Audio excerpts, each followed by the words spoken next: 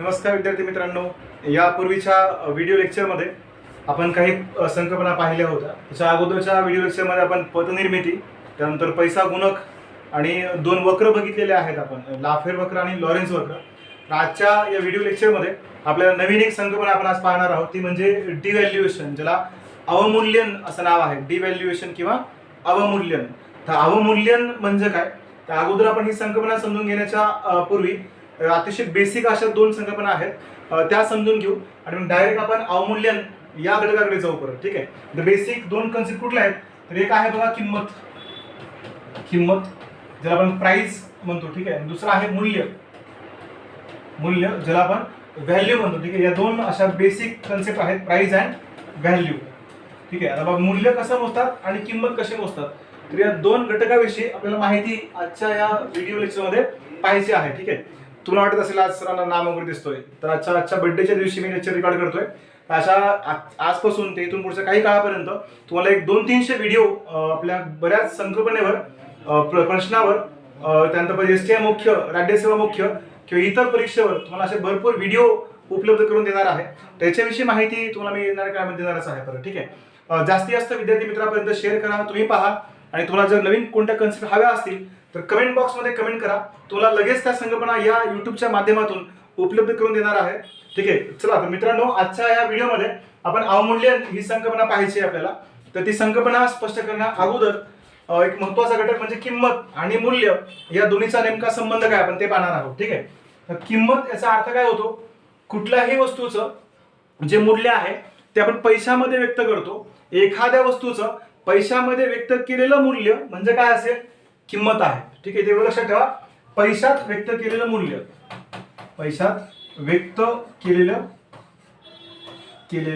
मूल्य, व्यक्त केलेले मूल्य. ठीक आहे. म्हणजे काय असेल, तर किंमत आहे. पैशात व्यक्त केलेलं मूल्य म्हणजे किंमत होईल. ओके. आता उदाहरण समजा, आता माझ्या हातात मला पेन दिसते किंवा हा बोर्ड आहे. बरं, ठीक आहे.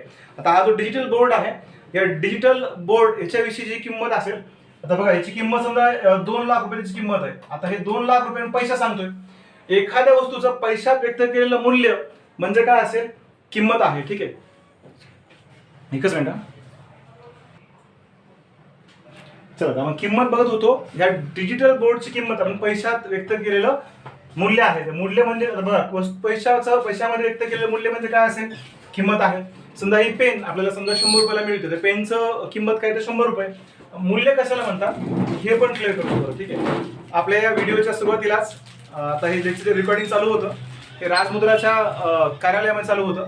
तर आज माझा वाढदिवस असल्या कारणानं माझे 2 सहकारी मित्र आता उपस्थित आहेत. त्यांची अशी इच्छा आहे की ऑनलाईनमध्येच बर्थडे सेलिब्रेशन करू. तर तुमची परवानगी घेऊन 1-2 मिनिटं वेळ घेतो. विद्यार्थी मित्रांनो नमस्कार. तुम्हाला माहिती नसेल ते माहीत करून देण्यासाठी आज इथे आलेलो आहोत. आज गोविंद जाधव सरांचा बड्डे आहे आणि त्यांना वाढदिवसाच्या दिनी शुभेच्छा देणं आपलं काम आहे. तुम्हीही ऑनलाईन प्लॅटफॉर्मवरती त्यांना शुभेच्छा देचालच, पण मी प्रत्यक्ष समोर आहे आणि तुमच्याही वतीनं त्यांना वाढदिवसाच्या खूप खूप शुभेच्छा देतो. King of economics, one stop solution for economics, लातूरच नाही तर पूर्ण महाराष्ट्रासाठी.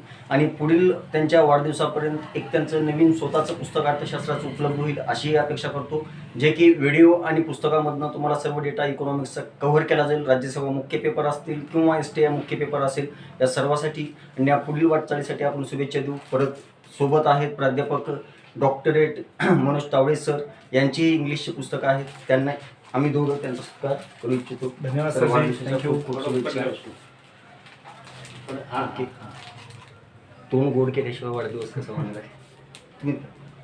सर्व विद्यार्थी मित्रांच्या ऑनलाईन साक्षीनं wish you many more today सुद्धा happy birthday. Thank you. Thank you sir.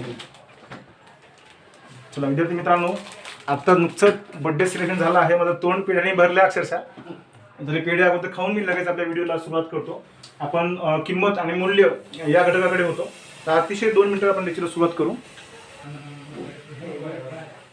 चला मित्रांनो, आपण किंमत आणि मूल्यापाशी होतो. छोटे गाणे एक ऑनलाईन बर्थडे सेलिब्रेशन आमच्या टीमच्या वतीनं ते केलं होतं. तर आपण लगेच लेक्चरला सुरुवात करू. बघा, किंमत म्हणजे काय सांगत होतो. किंमत म्हणजे काय, तर कुठल्याही वस्तूचं पैशामध्ये व्यक्त केलेलं मूल्य म्हणजे काय असेल, किंमत असेल. मी तुम्हाला उदाहरण दिलं की समजा हा बोर्ड आहे, हा पॅनल बोर्ड, समजा 2 लाख रुपये या बोर्डची किंमत आहे. ठीक आहे, 2 लाख. ते 2 लाख रुपये काय असेल तर ती किंमत आहे, बरोबर. मूल्य कशाला म्हणतात हे आपल्याला समजून घ्यायचं. ठीक आहे, मूल्य याचा नेमका अर्थ काय होतो तर हे आपल्याला समजून घ्यायचं आहे. ओके, ते सांगतो बघा थोड्यात. मूल्य म्हणजे काय, समजूयात. एखादा व्यक्ती आहे, या व्यक्तीकडे समजा, आता मीच आहे समजा, माझ्याकडे समजा 500 रुपये आहेत, 500 रुपये आहेत. तर 500 रुपयाच्या साह्याने समजा मला एखादं चॉकलेट घ्यायचं, समजा डेअरी मिल्क सिल्क असं चॉकलेट आहे, बबल क्रिस्टल मस्त भारी छान. एक चॉकलेटची किंमत आहे समजा 100 रुपये. 100 रुपये किमतीचं एक चॉकलेट मला घ्यायचंय. माझ्याकडे 500 रुपये आहे, बरोबर. आता मी 500 रुपये ते चॉकलेटवर खर्च करणार आहे. हे 500 रुपये खर्च करून मला किती चॉकलेट मिळतील मग 100 रुपये किमतीचं? तर मला इथं 500 रुपयामध्ये सरासरी मला 5 चॉकलेट मिळतील. ठीक आहे, 100 गुणिले 5 म्हणजे 500 रुपये. मी 500 रुपये खर्च करून 5 चॉकलेट घेऊ शकतो, बरोबर. तर किंमत किती आहे तर किंमत आहे 100 रुपये. आणि मूल्य किती आहे ते 500 रुपयाचं मूल्य म्हणजे 500 रुपयाचं काय असेल ते 500 रुपयाचं महत्व असेल. महत्व म्हणून आपण त्याला किंवा त्यालाच मूल्य असे म्हणतात. बघा, मूल्य म्हणजे काय समजून घ्या. मूल्य हे नेहमी आपण वस्तूमध्ये व्यक्त करतो आणि किंमत ही नेहमी पैशात सांगतात. ठीक आहे, हे 100 रुपये किंमत आहे आणि 500 रुपये खर्च करून जर 5 चॉकलेट मिळत असतील तर हे 5 चॉकलेट म्हणजे 100 रुपयाचं काय असेल मूल्य आहे, बरोबर. मग समजा किंमत वाढल्यास काय होईल, समजा 100 रुपये चॉकलेट जर 150 रुपये झाला असेल, आता किती मिळतील? सरासरी मला आपण समजा की 3 चॉकलेट मिळतील, बरोबर. पहिले किती मिळायचे 500 रुपये खर्च करून पहिले 5 मिळायचे. आता 150 रुपयाच्या चॉकलेटची किंमत झाली असेल, किंमत वाढली, बरोबर. आता किती मिळतील तर 3च मिळतील, राईट. 3 मिळतील. मला सांगा, किंमत वाढल्यावर पैशाचं मूल्य काय झालं, वाढलं का ते कमी झालं? पूर्वी 500 रुपयामध्ये 5 चॉकलेट मिळायचे 100 रुपये किमतीचे. आता किंमत वाढली, 150 रुपये किंमत झाली. आता किती मिळतात तर 3च चॉकलेट मिळतात. म्हणजे काय झालं तर मूल्य कमी झालं. ठीक आहे, पहिले जास्त वस्तू मिळायच्या, आता कमी वस्तू मिळतात तेवढ्याच पैशामध्ये. ठीक आहे, मग या उलट समजा की आपण या उलट किंमत कमी झाली असेल, 100च्या ऐवजी समजा त्याची किंमत 50 रुपये झाली, 50 रुपयाला एक चॉकलेट. आता परत मी समजा 500 रुपये खर्च करणार आहे. आता 500 रुपयाचा खर्च करणार असेल तर आता किती चॉकलेट मिळतील तर 10 मिळतील, बरोबर. 10 म्हणजे 500 रुपयामध्ये 10 चॉकलेट मिळतील. आता किंमत कमी झाली म्हणजे काय झालं, जास्त वस्तू मिळतात. वस्तू जास्त मिळतात याचा अर्थ पैशाच्या मूल्यामध्ये वाढ झाली. लक्षात घ्या मी काय म्हणतोय. ज्या वेळेला वस्तूची किंमत कमी होते त्यावेळेला पैशाचं मूल्य वाढतं.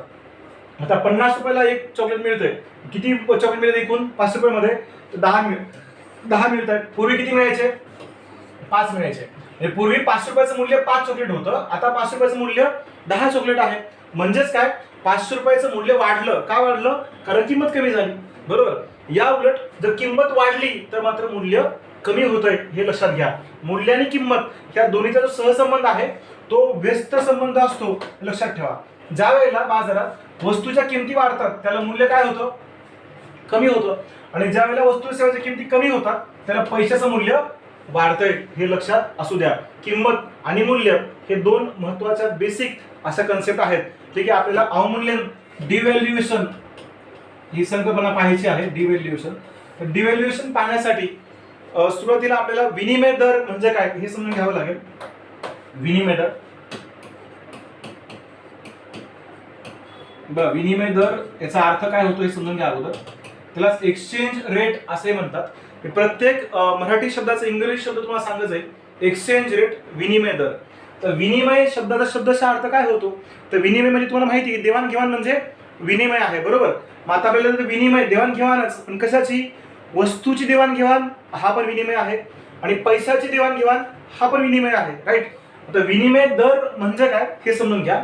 उदाहरणार्थ समजा की $1 अमेरिकन, ठीक आहे, $1 मध्ये किती म्हणजे $1 घेण्यासाठी आपल्याला किती भारतीय रुपये मोजावे लागतात. ओके, समजा $1 घेण्यासाठी आपण भारतीय रुपये समजा की आता 70 भारतीय रुपये मोजावे लागतात. 70 रुपयामध्ये काय मिळतंय $1 अमेरिकन मिळते. म्हणजे डॉलरचा दर भारतीय रुपये सांगायचा असेल तर किती आहे, समजा तराजू आहे, तराजूने आपण दोन्हीचं मूल्य तोलतोय, बरोबर. आता $1 घेण्यासाठी किती मोजावे लागतात 70 भारतीय रुपये मोजावे लागतात. हा काय आहे तर हा विनिमय दर आहे.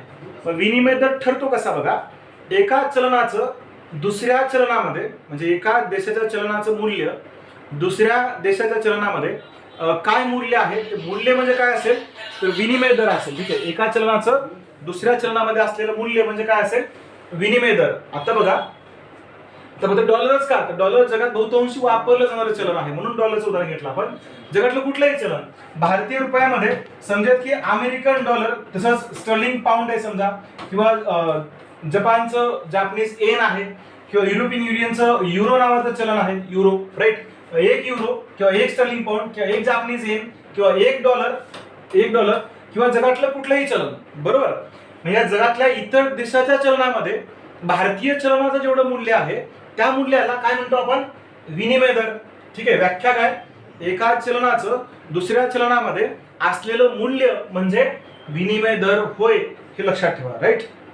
विनिमय दर. मग आता बघा, विनिमय दराचे साधारणतः 3 प्रकार पडतात. विनिमय दराचे 3 प्रकार पडतात. मी एवढे इजेस करून घेतो. विनिमय दराचे 3 प्रकार तुम्हाला माहित असतील तर कमेंट बॉक्स मध्ये कमेंट करा, चला पटकन.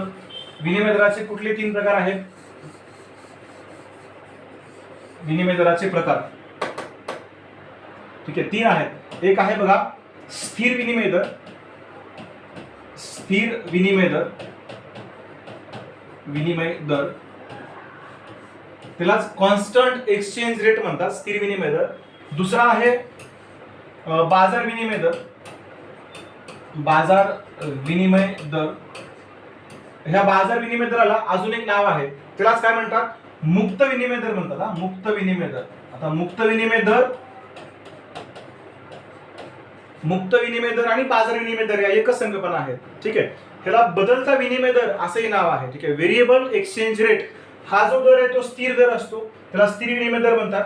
हा बाजारात बदलतो मागणी पुरवठ्यानुसार, तो बदलता विनिमय दर असेल. आणि अजून एक आहे तो म्हणजे नियंत्रित विनिमय दर. ठीक आहे, नियंत्रित विनिमय दर. तर नियंत्रित विनिमय दर म्हणजे काय, सरकार विनिमय दराचं नियंत्रण करतं. ठीक आहे, आतापर्यंत भारत सरकारनं भारतीय रुपयाचं 3 वेळा नियंत्रण केलंय, म्हणजेच 3 वेळा भारतीय रुपयाचं मूल्य कमी केलं गेलं. डॉलरच्या तुलनेत किंवा इतर चलनामध्ये भारतीय रुपयाचं मूल्य कमी करणं ह्याला अवमूल्यन असं नाव आहे. ठीक आहे, अवमूल्यन किंवा त्याला डिव्हॅल्युएशन असे म्हणतो, मूल्य कमी करणं, राईट. मग ही विनिमय दराचे 3 महत्वाचे प्रकार लक्षात घ्या. ठीक आहे, एक स्थिर विनिमय दर, दुसरा बदलता किंवा बाजार किंवा मुक्त विनिमय दर, आणि तिसरा नियंत्रित विनिमय दर. ठीक आहे, आता काय समजून घ्यायचंय, हे दर ठरतात कसे, बरोबर. या दराची निश्चिती कशी होते हे समजून घ्या. अगोदर बघा बाजार विनिमय दर कसा ठरतो. बाजार विनिमय दर समजा उदाहरणार्थ बाजारामध्ये असणारी चलनाची मागणी आणि एखाद्या चलनाचा पुरवठा यावरून विनिमय दर निश्चित होतो. ठीक आहे, चलनाची मागणी आणि चलनाचा पुरवठा. चलनाची मागणी आणि चलनाचा पुरवठा. आता एक मागणी पत्र लिहिले तिथे बोर्डवर. मागणी म्हणजे काय बघा, अमेरिकन डॉलरची मागणी वाढली की अमेरिकन डॉलरची किंमत काय होईल. डॉलरची जर मागणी वाढली समजा तर डॉलरची किंमत बघा, आता सध्या आंतरराष्ट्रीय बाजारात मी आजच न्यूज बघितलं की सध्या कच्च्या तेलाच्या ज्या किमती आहेत त्याची किंमत वाढली. प्रति बॅरल क्रूड ऑइल कच्चं तेल सध्या 123 अमेरिकन डॉलरला एक कच्च्या तेलाची बॅरल मिळते. ठीक आहे, म्हणजे आंतरराष्ट्रीय बाजारात कच्च्या तेलाची किंमत काय झाली आहे, वाढ झालेली आहे, बरोबर. मग आता समजा तेलाची मागणी जास्त आहे, किंमत काय झाली, वाढली. तसंच डॉलरची जर मागणी वाढली, ठीक आहे, डॉलरच्या मागणीत वाढ झाली तर डॉलरची किंमत काय होईल. समजा सध्या आता $1 घेण्यासाठी आपल्याला 70 भारतीय रुपये मोजावे लागतात, बरोबर. मग डॉलरची मागणी अजून वाढली, लोकांना जास्त डॉलर पाहिजे असेल समजा, तर डॉलरची मागणी वाढली की किंमत काय होईल, वाढणार आहे. मागणी वाढली की किंमत वाढते. ठीक आहे, 70 रुपये डॉलर समजा की आपल्याला 75 रुपयाला मिळतंय. अगोदर कितीला मिळायचं, 70ला. डॉलरची मागणी वाढली म्हणून किंमत काय झाली, वाढली. किंमत वाढली म्हणजेच काय, डॉलरच्या किमतीत वाढ झाली, भारतीय रुपयाचं मूल्य कमी झालं, भारतीय रुपयाचं महत्व कमी झालं. पहिलं 70 रुपयामध्ये डॉलर मिळायचा, आता त्याच एका डॉलरसाठी आपल्याला 5 रुपये जादा मोजावे लागतात, बरोबर. म्हणून काय झालं, डॉलरच्या किमतीत वाढ झाली आणि भारतीय रुपयाचं मूल्य कमी झालं. त्याला अवमूल्यन म्हणू शकतो आपण. ठीक आहे, हे कशामुळे घडलं, कारण मागणीत वाढ झाली, बरोबर. आता या उलट समजा जर डॉलरची मागणी कमी झाली, समजा भारताकडे मुबलक डॉलर आहे, ठीक आहे, आपल्याला डॉलरची जास्त आवश्यकता नाही, किंवा जगातल्या इतर देशांनी सांगितलं की आपल्याला तुम्हाला आता डॉलर द्यायची गरज नाही, रुपये देऊ शकता. ठीक आहे, समजा इराककडून आपण तेल आयात करतो, मग इराकला डॉलर द्यावं लागतं. इराक समजा भारतीय रुपये घेत असेल तर इराकला डॉलर द्यायची गरज नाही. इतर कुठल्याही कारणामुळे समजा जर डॉलरची मागणी कमी झाली किंमत काय होणार, कमी होणार आपसुकच. ठीक आहे, मागणी कमी किंमत कमी. मग समजा 75च्या ऐवजी 60 रुपये किंवा 50 रुपयाला $1 झालं. पहिले कितीला मिळायचं, 75 रुपयाला, आता कितीला मिळतंय, 50 रुपयाला. डॉलरची किंमत काय झाली, कमी झाली. डॉलरची किंमत कमी झाली म्हणजे भारतीय रुपयाचं मूल्य वाढलेलं आहे, हे लक्षात ठेवा. ठीक आहे, व्यवस्थित लक्षपूर्वक व्हिडिओ पहा, तुम्हाला छानपैकी लक्षामध्ये येऊन जाईल. ओके, मागणीमध्ये वाढ झाली की किंमत वाढते आणि मागणी कमी झाली की किंमत कमी होते. हा एक घटक झाला. ओके, दुसरा घटक बघा आता, पुरवठा. पुरवठा आंतरराष्ट्रीय बाजारात जर डॉलरचा पुरवठा वाढला तर काय होईल, आंतरराष्ट्रीय बाजारात डॉलरचा पुरवठा वाढला तर काय होईल, पुरवठा वाढला तर किंमत कमी होणार आहे. ठीक आहे, या उलट जर पुरवठा कमी झाला बाजारामध्ये, समजा आंतरराष्ट्रीय बाजारात डॉलरचा पुरवठाच कमी असेल तर काय होतं, त्याची किंमत वाढणार आहे. बरोबर, मग किमतीमध्ये वाढ किंवा किमतीमध्ये घट हे कशामुळे होतंय, तर डॉलरची मागणी आणि डॉलरचा पुरवठा किंवा चलनाची मागणी आणि चलनाचा पुरवठा यावरून जर विनिमय दर ठरला असेल तर त्या विनिमय दरास काय म्हणतात, बाजार विनिमय दर किंवा त्याला बदलता विनिमय दर किंवा त्याला मार्केट एक्सचेंज रेट असं म्हणू शकतो आपण. ठीक आहे, मार्केट एक्सचेंज रेट, बाजार विनिमय दर ही संकल्पना असेल ती. राईट. ओके, तर पुढचे कन्सेप्ट समजून घेऊ आपण. बघा, तुम्हाला जसं विचारलं की बाजार विनिमय दर ठरतो कसा, तर एवढं लक्षात ठेवा, बाजार विनिमय दर ठरवण्यासाठी चलनाची मागणी आणि चलनाचा पुरवठा या दोन घटकाच्या संतुलनामधून जर चलनाची किंमत ठरली असेल तर त्या विनिमय दराला काय म्हणतात, बाजार विनिमय दर. ओके, चलो पुढे बघू आपण. आता मागणी पुरवठ्यानंतर ठरलेला दर असेल, मग स्थिर विनिमय दर कोण ठरवतं हे पण लक्षात घ्या. आपल्याला मूळ जायचं कुठं, तर अवमूल्यनाकडे जायचं आहे. अवमूल्यन हे पाहायचं, त्यासाठी हे महत्वाचं आहे. ओके, चला आता पुढे बघा, स्थिर विनिमय दर. आता स्थिर विनिमय दर ठरतो कसा, स्थिर विनिमय दर एकतर सरकार कायदा करतं. ठीक आहे, शासन कायदा करतं, शासनाने कायदा करून विनिमय दर ठरला असेल तर तो स्थिर विनिमय दर आहे. किंवा भारतामध्ये विनिमय दर स्थिर कोण करतं, तर भारतामध्ये आरबीआय विनिमय दर स्थिर ठेवायचा प्रयत्न करते.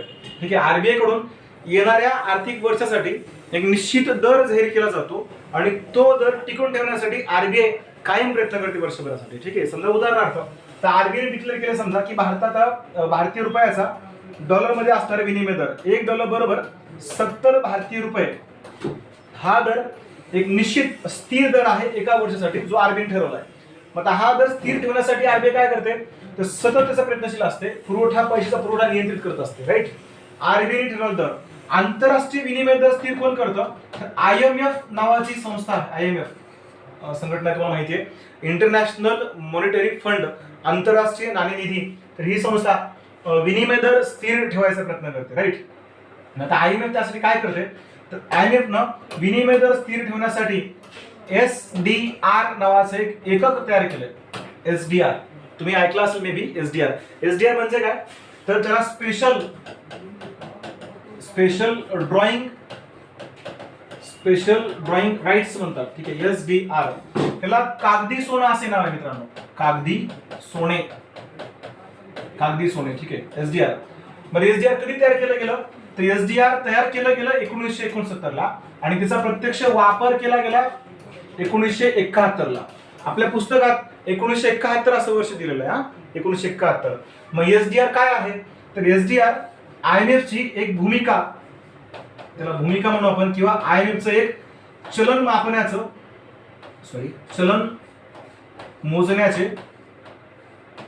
मोजण्याचे काय आहे, ते एक साधन आहे किंवा एकक आहे.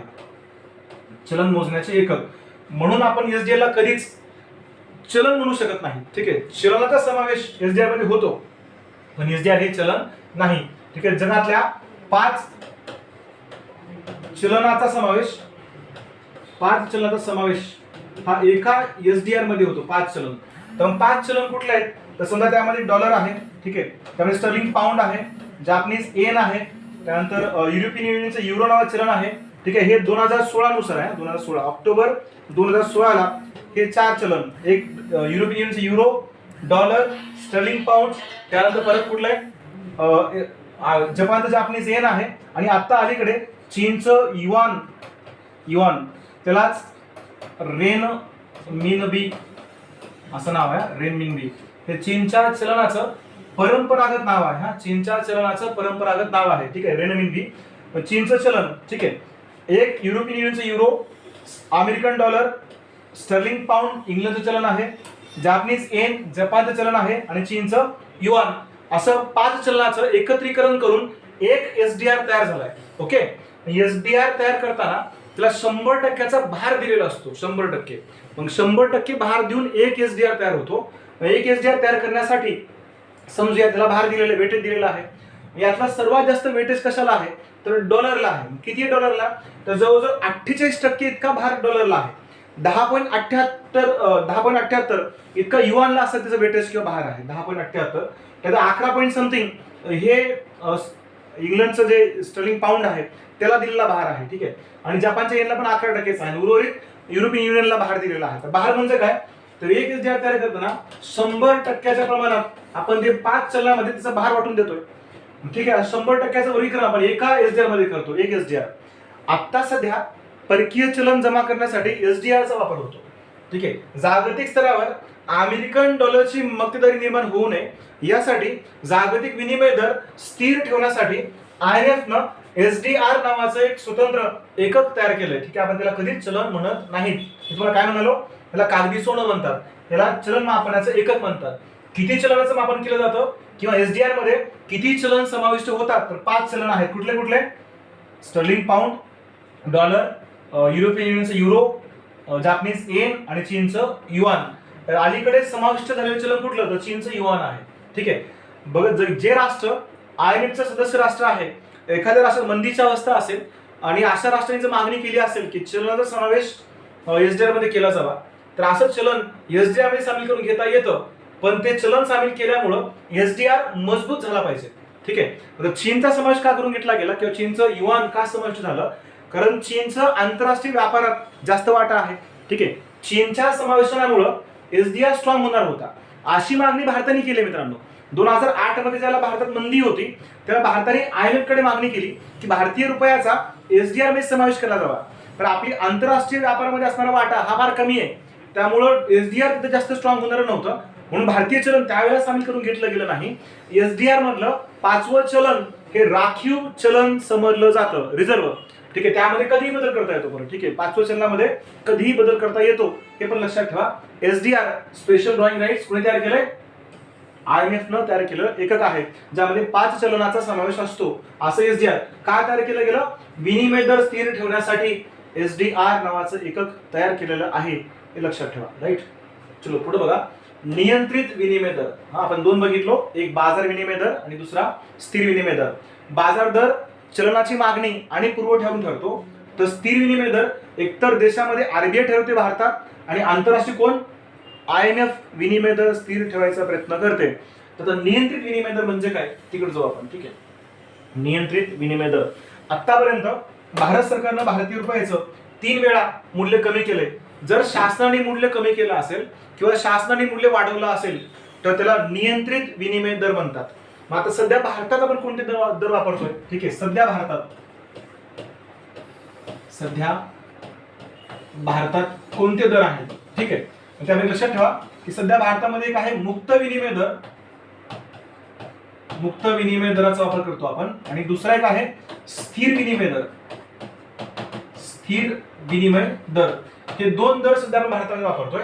एकूण व्यापाराचा जवळजवळ 60% व्यापार हा मुक्त विनिमय दरानुसार आणि स्थिर विनिमय दरानुसार एकूण व्यापाराच्या 40% व्यापार होतो. ठीक आहे, 40%. अजून एक गोष्ट लक्षात ठेवा, भारतीय रुपया परकीय चलनामध्ये परिवर्तनशील आहे. तो कधी परिवर्तनशील केला गेला ते 3 टप्पे आहेत. एक अगोदर लक्षात घ्या की मार्च 1992 ला भारताने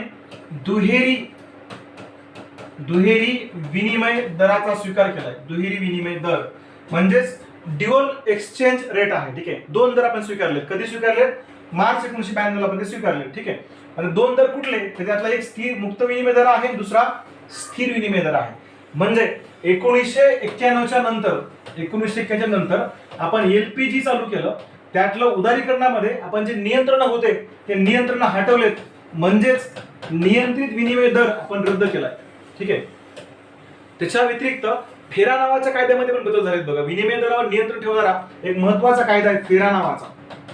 फेरा 1973 मध्ये हा कायदा केला गेला होता. फेरा फॉरेन एक्सचेंज रेग्युलेटिंग ऍक्ट, नंतर याचं रूपांतर फॉरेन एक्सचेंज मॅनेजमेंट ऍक्ट मध्ये झालं 1999 ला. फेरा आणि फेमा ह्याच्याविषयी नंतर सेपरेट व्हिडिओ करतो, कारण हा व्हिडिओ फार मोठा होऊ जाईल. ठीक आहे, आता एवढं लक्षात घ्या. विनिमय दराचे 3 प्रकार कुठले कुठले? एक स्थिर विनिमय दर, बदलता विनिमय दर आणि नियंत्रित दर. बदलता विनिमय दर मागणी पुरवठ्यानुसार ठरतो. स्थिर विनिमय दर IMF आणि RBI ठरवते. तर नियंत्रित दर म्हणजे काय ते आपण आता बघतोय. नियंत्रित दर बघा, भारतामध्ये मार्च 1992 ला 2 दर स्वीकारले, ज्याला दुहेरी विनिमय दर म्हणतात. त्यापैकी एक मुक्त विनिमय दर आणि दुसरा स्थिर विनिमय दर होय. ठीक आहे, 60% व्यापार मुक्त विनिमय दरानुसार, 40% व्यापार स्थिर विनिमय दरानुसार. 1991 नंतर आपण नियंत्रित विनिमय दर हा रद्द केला आहे. ओके, अजून एक 1993 ला भारतीय रुपया चालू खात्यावर, परकीय व्यापाराचा चालू खाता, ठीक आहे, चालू खात्यावर परिवर्तनशील केलाय, परिवर्तनीय केलेला आहे. ठीक आहे, परिवर्तनीय.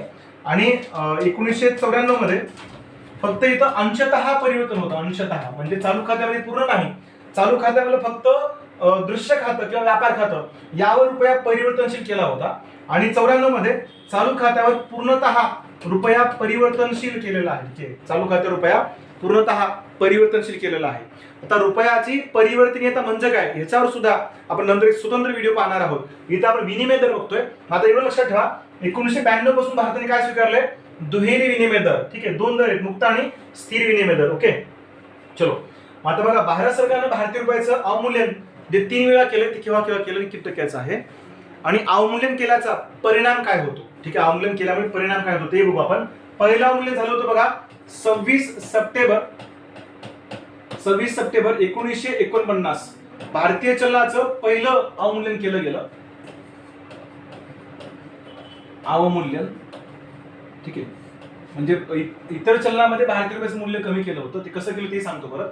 इथं किती टक्क्याचं अवमूल्यन केलं होतं बघा.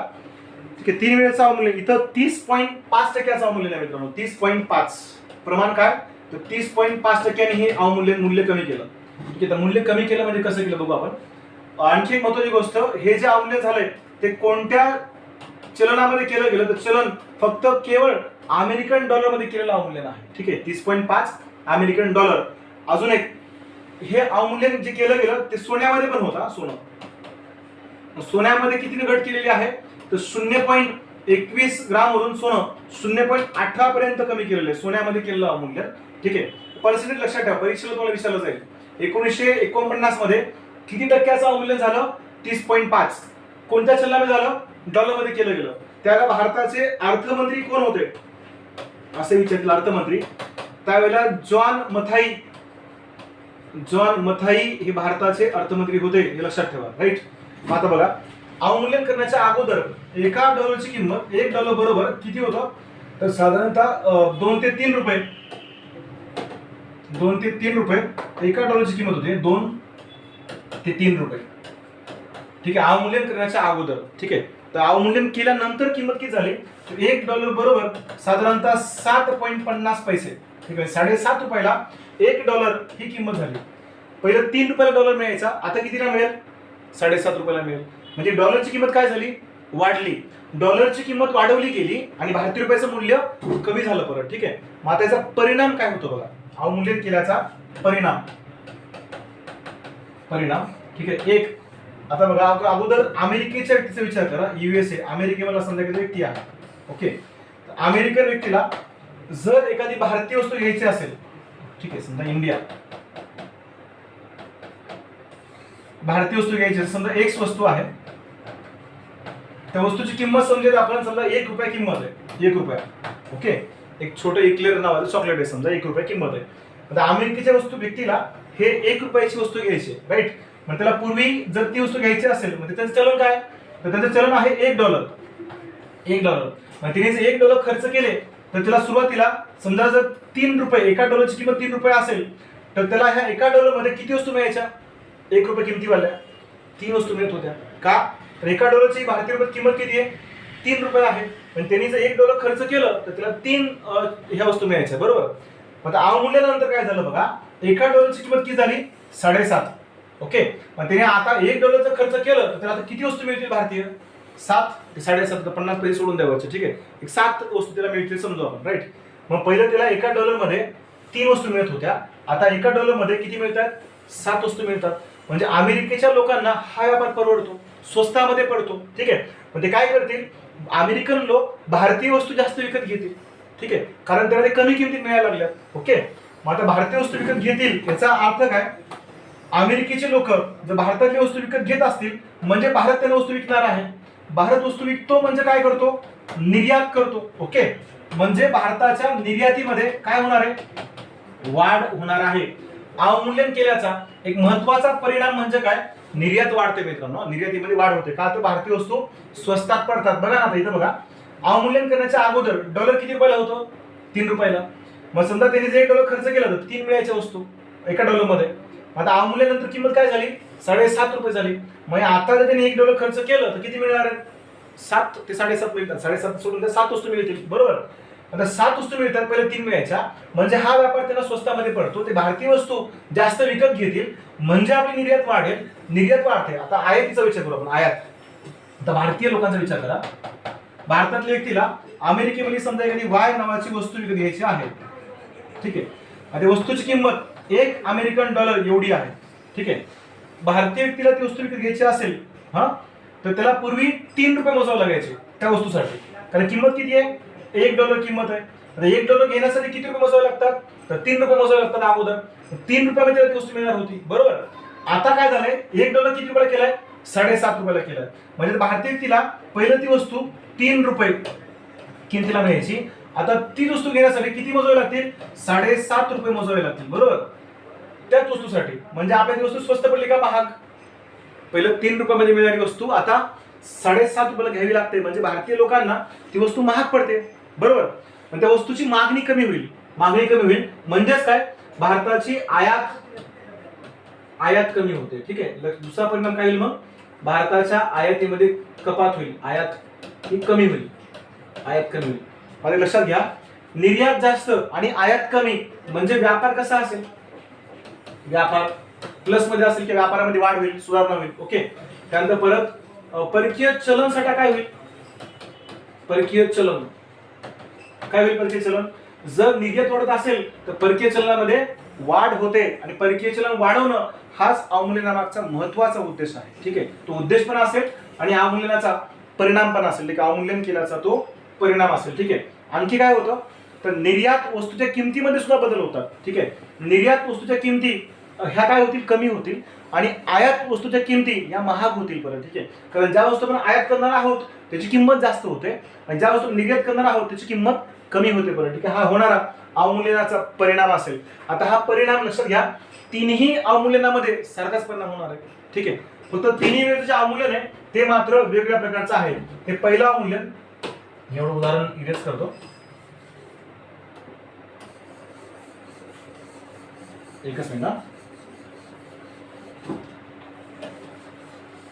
कारण काय इथं एक अवमूल्यन घेतलेलं आहे, तर मग या स्लाइडवर तुम्हाला बाकी चित्र अवमूल्यन पण लक्षामध्ये येऊन जातील, ठीक आहे. त्यामुळे इथंच बघू आपण दुसरं अवमूल्यन. चला कमेंट बॉक्समध्ये कमेंट करा बरं, दुसरं अवमूल्यन केव्हा झालं होतं? भारतातलं रुपयाचं दुसरं अवमूल्यन, डिव्हॅल्युएशन केव्हा झालं होतं, ठीक आहे. पहिलं अवमूल्यन केव्हा झालं? 26 सप्टेंबर 1949, 30.5% अवमूल्यन. चलन कोणतं होतं? तर डॉलर, आणि सोन्यामध्ये 0.21 वरून 0.18 पर्यंत सोन्यामध्ये कपात केलेली आहे, ठीक आहे. सोनं 0.26 होता ना, 26 वरून 0.18 वरती कमी केलं होतं. अर्थमंत्री होते जॉन मथाई. दुसरं अवमूल्यन हे झालं होतं 6 जून 1966, 6 जून 1966 दुसरं अवमूल्यन त्याला केलं गेलं. आता हे अवमूल्यन किती टक्क्याचं होतं? तर प्रमाण बघा, प्रमाण 36.5% होतं, 36.5. इथे किती होतं? 30.5. दुसरं अवमूल्यन 36.5. चलन कोणतं होतं? चलन, तर चलनामध्ये एक होतं डॉलर आणि इतर होतं हार्ड करन्सी, HC. HC म्हणजे काय? त्याला हार्ड करन्सी म्हणतात, हार्ड करन्सी. आता हार्ड करन्सी म्हणजे काय? त्याला दुर्लभ चलन असं नाव आहे. म्हणजे एखादं चलन त्याची मागणी बाजारात जास्त आहे आणि पुरवठा कमी असेल तर त्याला हार्ड करन्सी म्हणतात. हा काय म्हणाल बघा, मागणी जास्त आणि पुरवठा कमी असेल तर ती हार्ड करन्सी आहे. किंवा एखादं चलन घेण्यासाठी जास्त पैसे मोजावे लागले तर ते हार्ड करन्सी आहे. मग या हार्ड करन्सी कोणत्या आहेत तर स्टर्लिंग पाऊंड आहे, जापनीज येन आहे, युरो आहे आणि डॉलर आहे. मग हे डॉलर आणि हार्ड करन्सी यामध्ये अवमूल्यन घडून आणलं गेलं. 30.5% अवमूल्यन होतं. त्याला भारताचे अर्थमंत्री कोण होते ते तुम्हाला कधी विचारतील. अर्थमंत्री लक्षात ठेवा, त्यावेळेला सचिन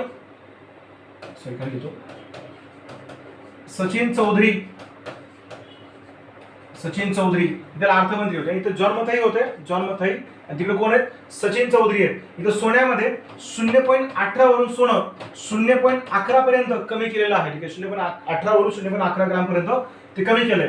ठीक आहे, प्रमाण, त्यानंतर चलन, त्यानंतर अर्थमंत्री कोण होते आणि सोन्यामध्ये केलेली घट, हे दुसरं अवमूल्यन. तिसरं अवमूल्यन बघा 1991 ला तिसरं अवमूल्यन केलेलं आहे. तर 1991 मध्ये एकाच वर्षात एका महिन्यात 3 वेळा अवमूल्यन झालंय. कधी कधी केलं गेलं, पहिलं अवमूल्यन 1 जुलैला केलं होतं, 1 जुलै 1991. किती टक्क्यात केलं होतं तर 9.5% अवमूल्यन आहे, 9.5. दुसरं अवमूल्यन 3 जुलैला झालं होतं, 3 जुलै 1991. किती टक्क्याचं अवमूल्यन होतं तर इथं 10.78% अवमूल्यन आहे, 10.78. त्याच्यानंतर 15 जुलै 1991 अवमूल्यन 2% अवमूल्यन आहे. ठीक आहे, 2% अवमूल्यन केलं गेलं. ओके, मग आता बघा यावेळेला भारताचे अर्थमंत्री कोण होते तर त्याला मनमोहन सिंग हे भारताचे अर्थमंत्री होते. आणि पी.व्ही. नरसिंहराव यांचं सरकार त्याला सत्तेमध्ये होतं. ठीक आहे, पी.व्ही. नरसिंहराव यांचं सरकार त्याला सत्तेमध्ये होतं. हा ओके, आता बघा 1 जुलै 3 जुलै आणि 15 जुलै 3 वेळा केलं अवमूल्यन. आता या अवमूल्यनाची बेरीज जर केलो आपण तर बेरीज किती आहे 9.5, 10 पॉईंट आणि हे 2. ठीक आहे, मग सरासरी किती येईल बघा, हे 10, 10, 9, 19, 19, 20, 21 आणि ते पुढचा 1 म्हणजे 22, म्हणजे 22.28. बरोबर, बघा बेरीज करून किती आहे 22.28. ओके, आणि आपल्या आयोगाने एकदा दिलेलं उत्तर हे 22.5 आहे आणि एकदा दिलेलं उत्तर 21.5 आहे. तुम्ही मागचे प्रश्न चेक करू शकता. मी मागच्या प्रिव्हियसच्या प्रश्नाचं विश्लेषण लगेच काही दिवसात चालू करणार आहे. तर आयोगाने दोनदा असे 2 वेगवेगळे उत्तर दिलेत. ठीक आहे, मग आपण काय आता कोणतं उत्तर ग्राह्य धरायचं तर आयोगाचं आता अलीकडे दिलेलं उत्तर ग्राह्य धरा 22.5चं. 22.5 आपण कन्सिडर करू शकतो. ठीक आहे, 22.5% अवमूल्यन झालंय असं म्हणता येईल. आता आणखी एक प्रश्न पडतो की 1991चं अवमूल्यन कोणत्या कोणत्या चलनात झालं तर ते डॉलर, हार्ड करन्सी आणि एसडीआर मध्ये समाविष्ट असणारे चलन यामध्ये ते अवमूल्यन झालं होतं. राईट, पण 1991 ला अवमूल्यन का करावं लागलं कारण 1991 मध्ये भारताकडे असणारं परकीय चलन काय झालं होतं, फार जास्त कमी झालं होतं. ठीक आहे, प्रचंड कमी झालं. देश चालवणं शक्य नव्हतं भारताला त्यावेळेला. किती चलन होतं फक्त $1 बिलियन एवढंच परकीय चलन आपल्याकडे होतं. म्हणजे 2 आठवडे फक्त तेलाची आयात करता येईल एवढं चलन भारताकडे होतं. नंतर पूर्ण पैसा परकीय चलन संपणार होतं आपल्याकडलं, कर्ज मिळत नव्हतं आंतरराष्ट्रीय. ठीक आहे, मग परत भारताला नवीन धोरण जाहीर करावं लागलं. परकीय चलन मिळालं पाहिजे यासाठी हा अवमूल्यन घडून आणलं गेलं होतं. ठीक आहे, 1991चं अवमूल्यन परकीय चलन कमी झाल्यामुळे घडून आणलं गेलं होतं. हा, इव्हन पहिलं अवमूल्यन झालं 9.5चं. दुसरं अवमूल्यन पी.व्ही. नरसिंहरावांना करायचं नव्हतं. त्यांनी मनमोहन सिंगांना फोन केला, त्यांना सांगितलं दुसरं अवमूल्यन करायचं नाही. मनमोहन सिंगांनी त्यावेळेला 2 दिवस पी.व्ही. नरसिंहरावांना कसला रिस्पॉन्स दिला नाही. मग मनमोहन सिंगांनी स्वतः अर्थमंत्री या पदाचा वापर करत त्यांनी दुसरं अवमूल्यन घडून आणलं 10.78%. ठीक आहे, दुसरं अवमूल्यन. मग गरज सांगितली की अवमूल्यन का केलं गेलं पाहिजे. अवमूल्यन केल्यामुळं जरी भारतीय रुपयाचं मूल्य कमी होत असेल, इथं बघा $1 कितीला मिळायचा 3 रुपयाला, नंतर किती झाला तो 7.5. इतर डॉलरची किंमत झाली होती जवळजवळ 14 ते 15 रुपये. ठीक आहे, इथं डॉलरची किंमत झाली होती $1 बरोबर 25 रुपये. $1 बरोबर 25 रुपये. बरोबर, इथं काय होती किंमत $1 बरोबर 7.5 रुपये. मग 7.5 अवमूल्यनानंतर इथं किंमत झाली 15 रुपये, इथं किंमत झाली 25. म्हणजे भारत सरकारनं भारतीय रुपयाचं मूल्य डॉलरच्या तुलनेत कमी केलं होतं. मूल्य कमी का केलं, अमेरिकन लोकांना भारतातला रुपया सहज जरी मिळत असला तरी त्यामुळे भारतीय वस्तूची किमती कमी होतील, त्यांना जास्त वस्तू मिळतील, ते जास्त वस्तू विकत घेतील, निर्यात वाढेल आणि आयात कमी होईल. निर्यात जेवढी वाढेल त्याचा परिणाम काय होतो, परकीय चलन मिळेल. परकीय चलन मिळवण्यासाठी आपण ते अवमूल्यन केलं होतं. राईट, आता सध्या भारताकडे परकीय चलन किती आहे सध्या आता 686 बिलियन डॉलरच्या जवळपास परकीय चलन 633 आहे. $633 बिलियन एवढं परकीय चलन आपल्याकडे आहे सध्या. त्यावेळेला किती होतं? $1 बिलियन एवढंच परकीय चलन आपल्याकडे होतं. ठीक आहे. आजचा हा व्हिडिओ आपण इथेच पॉज करू मित्रांनो. हे तिन्ही वेळेचं अवमूल्यन लक्षात ठेवा. 30.5% पहिलं अवमूल्यन, त्यानंतर 36.5% दुसरं अवमूल्यन आणि 22.5% तिसरं अवमूल्यन. पहिलं अवमूल्यन झालं होतं 26 सप्टेंबर 1949, दुसरं अवमूल्यन 6 जून 1966, तिसरं अवमूल्यन 15 जुलै 1991. ठीक आहे. इथं अर्थमंत्री होते जॉन मथाई, इथं अर्थमंत्री होते सचिन चौधरी, इथं अर्थमंत्री होते मनमोहन सिंग. ओके, 3 वेळेचं झालेलं अवमूल्यन. थांबू. थँक्यू.